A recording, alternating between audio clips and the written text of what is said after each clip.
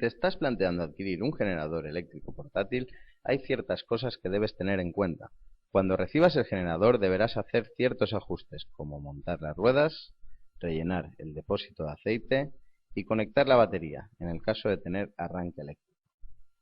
Desde Taiwer Generadores recomendamos utilizar aceite 1530 o 1540, que podrás encontrar en cualquier tienda de lubricantes. Es extremadamente importante que leas todo el manual, donde encontrarás instrucciones específicas para cada modelo. La gran mayoría de generadores eléctricos portátiles utilizan gasolina 95. El llenado de gasolina es muy importante, ya que si introduces residuos en el depósito podrían obstruir el carburador.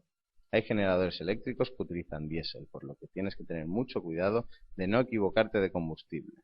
También deberás limpiar periódicamente el filtro de aire, limpiar cada una de sus partes visibles y controlar el estado de las bujías. Recomendamos también que las primeras 20 horas de funcionamiento realices el primer cambio de aceite, ya que los primeros cuidados determinarán la vida útil de tu generador. Recuerda también que no es aconsejable poner tu generador eléctrico a ambientes húmedos, ya que si entra humedad dentro del motor, la reparación te puede costar muy caro. Cuando no utilices tu generador durante mucho tiempo, vacía el depósito de combustible y desconecta la batería. De lo contrario, cuando lo quieras utilizar, posiblemente no arranque.